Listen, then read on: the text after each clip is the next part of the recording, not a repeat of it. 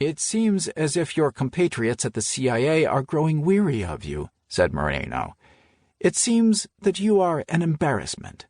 Our intelligence sources tell us that they are plotting to kill you." The thought was absurd at its face, but that didn't stop the fear from being compelling. "Is that so?" Kurt said, stalling for time as he tried to weigh the kernel of truth in Moreno's premise. "We are concerned for your safety and believe that we need to protect you from those who would cause you harm." As Moreno spoke, Kurt began to understand the subtext more clearly than the words. What he heard was, "We're tired of dealing with your frequent visitors." "I see," Kurt said. "And who are these people you would be protecting me from?" "Your visitors. I do not think that they can be trusted." "You heard them as clearly as I did, Major. The treaty allows these visits." "Of course," Moreno said, his voice the essence of reasonableness. "But if they are, in fact, causing you danger—" "I'll take my chances," Kurt said. Moreno exchanged looks with Correa and nodded. "I understand. If I were in your position, I would likely prefer the visitors as well. Truth be told, I think that it is reasonable for you to trust them. They, in fact, are not my greatest concern." If the first approach doesn't work, Kurt thought, always be ready with another one. "According to our intelligence sources, you are being poisoned." Kurt's jaw dropped. "Poisoned? Jesus, surely they could do better than that." "Your meals," Moreno said. "The Central Intelligence Agency is lacing the food brought to you from Fort Clayton with poison. They are killing you to keep you from sharing their secrets, to keep you from embarrassing them.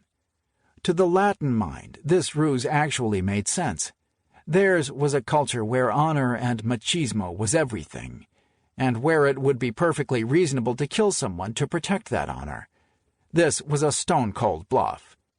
You want me to go back to eating cows' heads? No, thank you." Moreno waved that off as absurd.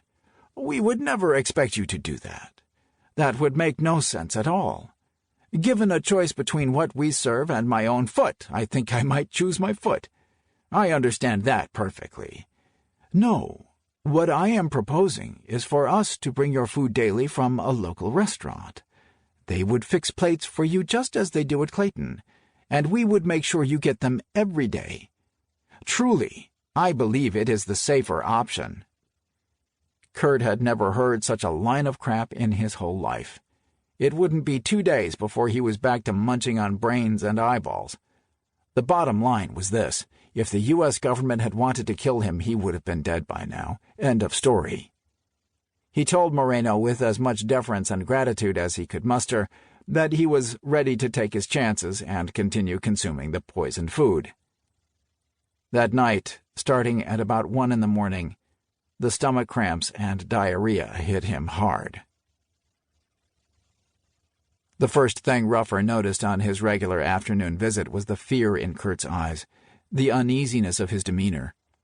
Responding to a specific request from Kurt, the doctor had brought along a fluffy green pillow to replace the rolled-up clothes that had been serving that function to date.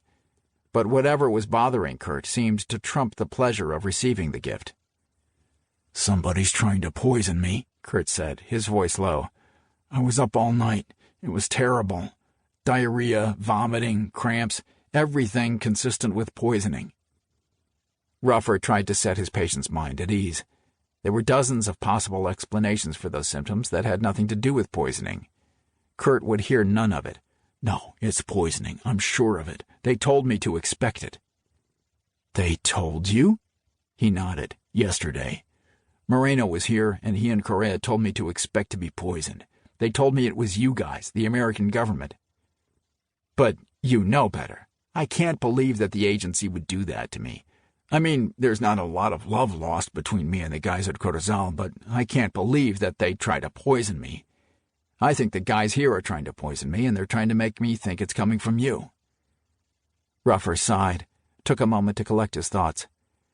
"Kurt, say the word, and I can have the food from Clayton cut off and you can go back to prison food." The very thought seemed to horrify Kurt. "That's what I thought," Ruffer said.